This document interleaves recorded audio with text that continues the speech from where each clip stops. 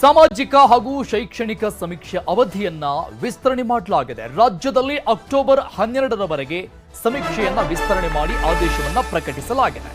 ಇಲ್ಲಿವರೆಗೆ ಇದ್ದಂತಹ ಡೇಟ್ ಅನ್ನ ವಿಸ್ತರಣೆ ಮಾಡಲಾಗಿದೆ. ಸಾಮಾಜಿಕ ಹಾಗೂ ಶೈಕ್ಷಣಿಕ ಸಮೀಕ್ಷೆ ಜಾತಿ ಗಣತಿ ರಾಜ್ಯದಲ್ಲಿ ಅಕ್ಟೋಬರ್ 12ರವರೆಗೆ ಸಮೀಕ್ಷೆ ಅವಧಿಯನ್ನು ವಿಸ್ತರಿಸಲಾಗಿದೆ. ಇನ್ನು ಬೆಂಗಳೂರಲ್ಲಿ ಅಕ್ಟೋಬರ್ 24ರವರೆಗೆ ಸಮೀಕ್ಷೆ ಅವಧಿಯನ್ನ ವಿಸ್ತರಣೆ ಮಾಡಲಾಗ್ತಾ ಇದೆ. ಮಧ್ಯಾಹ್ನ 1ರವರೆಗೆ ಶಾಲೆಯಲ್ಲಿರಬೇಕು ಶಿಕ್ಷಕರು. ಮಧ್ಯಾಹ್ನದ ಬಳಿಕ ಸಮೀಕ್ಷೆಗೆ ತೆರಳಬೇಕು. ನಾಳೆಯಿಂದ ರಾಜ್ಯದ ಎಲ್ಲ ಸರ್ಕಾರಿ ಮತ್ತು ಅನುದಾನಿತ ಶಾಲೆಗಳಿಗೆ ಅನ್ವಯ ಆಗುವಂತಹ ಆದೇಶ ಇದೆ. ಸಮೀಕ್ಷೆ ಅವಧಿ ವಿಸ್ತರಣೆಯ ಬೆನ್ನಲ್ಲೇ ಈ ಒಂದು ಸೂಚನೆಯನ್ನ ಶಿಕ್ಷಕರಿಗೂ, ಅಂದ್ರೆ ಯಾರನ್ನೆಲ್ಲ ಈಗ ಗಣತಿದಾರರು ಅಂತ ನೇಮಕ ಮಾಡಲಾಗಿದೆ ಆ ಎಲ್ಲ ಶಿಕ್ಷಕರುಗಳು ಕೂಡ ನಾಳೆಯಿಂದ ಮಧ್ಯಾಹ್ನ 1 ಗಂಟೆಯವರೆಗೂ ಶಾಲೆಯಲ್ಲಿ ಪಾಠ ಪ್ರವಚನದಲ್ಲಿ ತೊಡಗಿಕೊಂಡು 1 ಗಂಟೆಯ ನಂತರದಲ್ಲಿ ತಮಗೆ ಕೊಟ್ಟಿರುವಂತಹ ಜಾಗ ಏನಿದೆ ಅಥವಾ ವಾರ್ಡ್ ಏನಿದೆ, ಊರೇನಿದೆ, ಅಲ್ಲಿ ಹೋಗಿ ಸಮೀಕ್ಷೆಯನ್ನ ಮಾಡಬೇಕು ಅನ್ನುವಂಥ ಸೂಚನೆ ಕೊಡಲಾಗಿದೆ.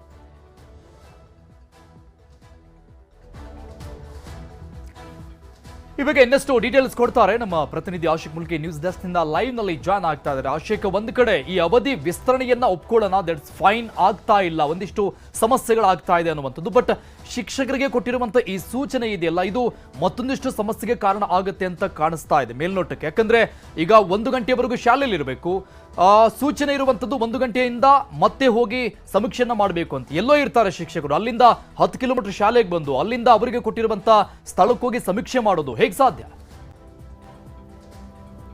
ಖಂಡಿತ ಅರುಣ್, ಇದು ಅಂದರೆ ಶಿಕ್ಷಕರಲ್ಲಿ ಒಂದು ಮಾನಸಿಕ ಮತ್ತು ದೈಹಿಕ ಒತ್ತಡ ಉಂಟು ಮಾಡುತ್ತೆ ಅನ್ನೋದರಲ್ಲಿ ಎರಡು ಮಾತಿಲ್ಲ. ಬೆಳಿಗ್ಗೆ 8 ಗಂಟೆಯಿಂದ ಮಧ್ಯಾಹ್ನ 1 ಗಂಟೆವರೆಗೂ ಕೂಡ ತಮ್ಮ ಶಾಲೆಯಲ್ಲಿ ಅವರು ಮಕ್ಕಳಿಗೆ ವಿದ್ಯಾಭ್ಯಾಸವನ್ನು ಪಠ್ಯವನ್ನು ಹೇಳ್ಕೊಡ್ಬೇಕು. ಅದಾದ ಮೇಲೆ 1 ಗಂಟೆಯ ನಂತರ ಸರ್ಕಾರ ಕೊಟ್ಟಿರುವಂಥ ಈ ಒಂದು ಸಮೀಕ್ಷೆಯನ್ನು ಮಾಡೋದಕ್ಕೆ ಫೀಲ್ಡ್ಗಿಳಿಬೇಕು. ಇದು ಸಹಜವಾಗಿ ಈಗಾಗಲೇ ಈ ಒಂದು ಸಮೀಕ್ಷೆಯನ್ನು ಮಾಡೋದ್ರಲ್ಲಿ ಸಾಕಷ್ಟು ಸಮಸ್ಯೆಗಳು ಇರುವಂಥದ್ದು. ಒಂದು ಕಡೆ ತಾಂತ್ರಿಕ ಸಮಸ್ಯೆಗಳನ್ನು ದಿನದಿಂದ ದಿನಕ್ಕೆ ಪತ್ತೆ ಹಚ್ಚಿ ಅದಕ್ಕೆ ಸೊಲ್ಯೂಷನ್ಗಳನ್ನು ಕೊಟ್ಟು ಅದನ್ನು ಕಾರ್ಯರೂಪಕ್ಕೆ ತರುವಂಥದ್ರಲ್ಲಿ ಸರ್ಕಾರ ಕೆಲಸ ಮಾಡ್ತಾ ಇದೆ. ಇದರ ಜೊತೆಗೆ ಈ ಒಂದು ಸಮೀಕ್ಷೆಯನ್ನು ಮಾಡೋದಕ್ಕೆ ಸಮೀಕ್ಷಾದಾರರಿಗೂ ಕೂಡ ಸಾಕಷ್ಟು ಮಾನಸಿಕ ಮತ್ತು ದೈಹಿಕ ಒತ್ತಡ ಆಗ್ತಾ ಇದೆ. ಅದರ ನಡುವಲ್ಲಿ ಶಿಕ್ಷಕರಿಗೆ ಈ ರೀತಿಯಾಗಿ ಎರಡೆರಡು ಕೆಲಸ ಕೊಟ್ಟಿರುವಂಥದ್ದು.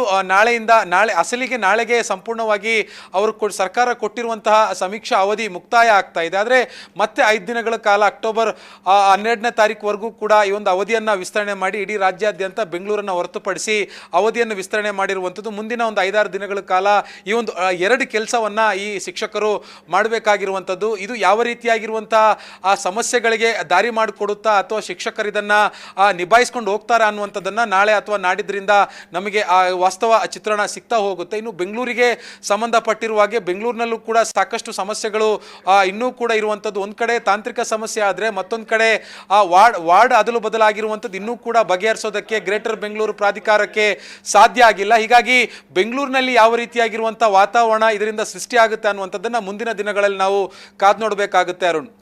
ಓಕೆ, ಇದರ ಜೊತೆಗೆ ರಾಜ್ಯದಾದ್ಯಂತಲೂ ಕೂಡ ಒಂದಿಷ್ಟು ಕಡೆಗಳಲ್ಲಿ ಒಂದಿಷ್ಟು ಸಮಸ್ಯೆಗಳು ತಲೆದೋರಿದೆ. ಸೊ ಟೋಟಲಿ ಈಗ ಹಾಕಿಕೊಂಡಿರುವಂತಹ ಡೆಡ್ಲೈನ್ ಏನಿದೆ, ಮತ್ತೊಂದು ಬಾರಿ ವಿಸ್ತರಣೆ ಮಾಡಿರುವಂತಹ ಈ ಡೆಡ್ಲೈನ್, ಇದರೊಳಗಾದ್ರೂ ಕೂಡ ಗಣತಿ ಕಾರ್ಯ ಮುಗಿಯುತ್ತೆ ಅಂತ ಅನ್ಸುತ್ತಾ ಅರುಣ್? ಈ ಒಂದು ಸಮೀಕ್ಷೆಯನ್ನ ಶಿಕ್ಷಕರಿಗೆ ಅಥವಾ ಸಮೀಕ್ಷಾದಾರರಿಗೆ ವಹಿಸಿ ಕೊಟ್ಟಂತಹ ಸಂದರ್ಭದಲ್ಲೇ ಸರ್ಕಾರ 15 ದಿನಗಳ ಕಾಲಾವಕಾಶವನ್ನ ಸಮೀಕ್ಷಾದಾರರಿಗೆ ಕೊಟ್ಟಿದ್ರು. ಆದರೆ ಅಗತ್ಯ ಬಿದ್ದಲ್ಲಿ ಮತ್ತಷ್ಟು ಅವಧಿಯನ್ನ ವಿಸ್ತರಣೆ ಮಾಡೋದಕ್ಕೂ ಕೂಡ ನಾವು ಮುಕ್ತವಾಗಿದ್ದೀವಿ ಅನ್ನುವಂಥದ್ದನ್ನ ಖುದ್ದಾಗಿ ಸಿಎಂ ಸಿದ್ದರಾಮಯ್ಯನವರು ಸಾರ್ವಜನಿಕವಾಗಿ ಅಂದರೆ ಮಾಧ್ಯಮಗಳ ಮೂಲಕವಾಗಿ ಹೇಳಿಕೆಯನ್ನ ಕೊಟ್ಟಿದ್ರು. ಈಗ ಏನು ಸಮೀಕ್ಷೆ ಆಗಿರುವಂಥ ಪ್ರಮಾಣ ನೋಡಿದ್ರೆ ಈ ಒಂದು 5 ದಿನಗಳ ಕಾಲದಲ್ಲಿ ಇಡೀ ಸಮೀಕ್ಷೆ ಸಂಪೂರ್ಣ ಆಗುವಂಥ ಸಾಧ್ಯತೆಗಳಿಲ್ಲ. ಹೀಗಾಗಿ ಮತ್ತೊಂದು ಅವಧಿಗೆ ಈ ಒಂದು ಅವಧಿ ವಿಸ್ತರಣೆ ಆಗುವಂಥ ಸಾಧ್ಯತೆಗಳು ಕೂಡ ಇದೆ. ಹೀಗಾಗಿ ಬೆಂಗಳೂರನ್ನು ಹೊರತುಪಡಿಸಿ ಈಗಾಗಲೇ ರಾಜ್ಯದಲ್ಲಿ ನಾಳೆಗೆ ಸಂಪೂರ್ಣವಾಗಿ ಈ ಒಂದು ಅವಧಿ ಮುಕ್ತಾಯ ಆಗಬೇಕಾಗಿತ್ತು. ಮತ್ತಷ್ಟು ಸಮೀಕ್ಷೆಗಳು ಮಾಡುವಂಥ ಮನೆಗಳು ಬಾಕಿ ಉಳಿದಿರುವಂಥ ಕಾರಣಕ್ಕಾಗಿ 5 ದಿನಗಳ ಕಾಲ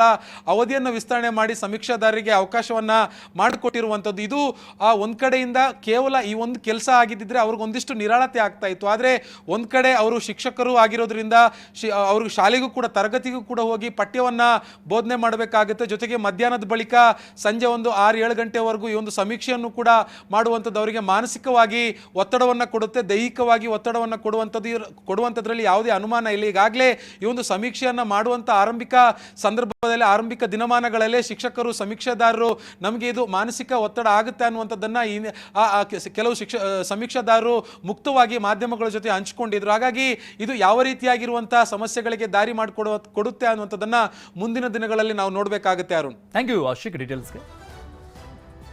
ಬೆಂಗಳೂರಲ್ಲಿ ಸದ್ಯಕ್ಕಂತೂ ಜಾತಿ ಜನಗಣತಿ ಗೊಂದಲ ನಿಲ್ಲೋ ಲಕ್ಷಣ ಮಾತ್ರ ಕಾಣಿಸ್ತಾ ಇಲ್ಲ. ಇವತ್ತಂತೂ ಏಕಾಏಕಿ ಮಲ್ಲೇಶ್ವರ ಜಿಬಿಎ ಕಚೇರಿಗೆ ಆಗಮಿಸಿದ ಗಣತಿದಾರರು ಅಸಮಾಧಾನ, ಆಕ್ರೋಶ ಹೊರಹಾಕಿ ಪ್ರತಿಭಟನೆ ಕೂಡ ಮಾಡಿದ್ರು. ಮತ್ತೊಂದೆಡೆ ರಾಜ್ಯ ಸರ್ಕಾರ ಸಮೀಕ್ಷೆ ಅವಧಿಯನ್ನ ವಿಸ್ತರಣೆ ಮಾಡಿ ಸರ್ವೆಗೆ ಚಕ್ಕರ ಹಾಕಿದವರಿಗೆ ಬಿಸಿ ಮುಟ್ಟಿಸೋಕೆ ಮುಂದಾಗಿದೆ.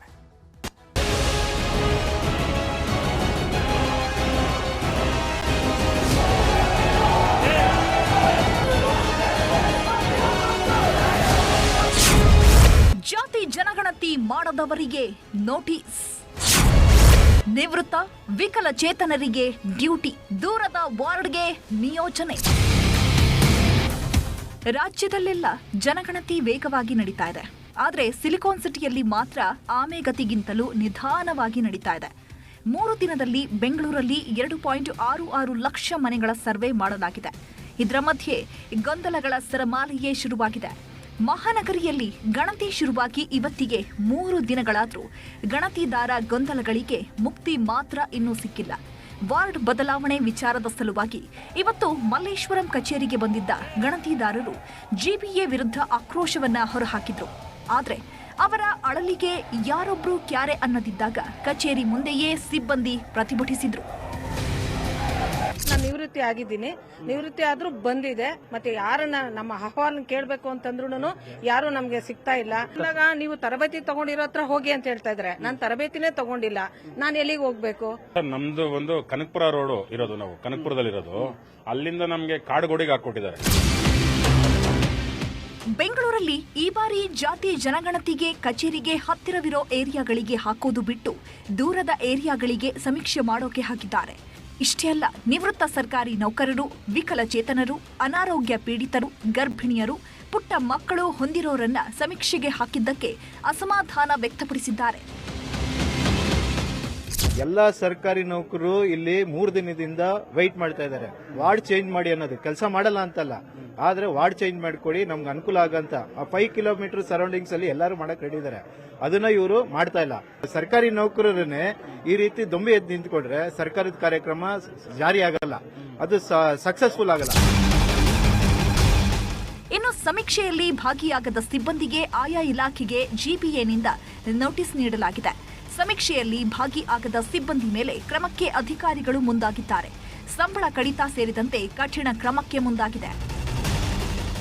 ಯಾರು ಕೆಲಸಕ್ಕೆ ಬಂದಿಲ್ಲ, ವಿಶೇಷವಾಗಿ ನಾವು ಈಗಾಗಲೇ ನಮ್ಮ ಕಡೆಯಿಂದ ಪತ್ರ ಹೋಗ್ತಾ ಇದೆ, ಯಾರು ಕೆಲಸಕ್ಕೆ ಹಾಜರಾಗಿಲ್ಲ, ನಮ್ಮ ಹಾಜರಾತಿ ಸಿಕ್ಕಲಾರದೆ ಸಂಬಂಧಪಟ್ಟ ಕಚೇರಿ ಮುಖ್ಯಸ್ಥರು ಅವರ ಮೇಲೆ ಅವರಿಗೆ ಸ್ಯಾಲರಿ ಸಹ ನಮ್ಮ ಹಾಜರಾತಿ ತಗೊಂಡೇ ಕೊಡಬೇಕು ಅಂತ ಹೇಳಿ ಸಹ ನಾವು ಕೊಡ್ತಾ ಇದ್ದೀವಿ.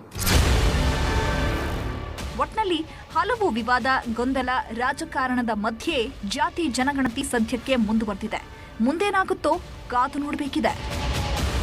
ಶರಣು ಹಂಪಿ, ನ್ಯೂಸ್ 18.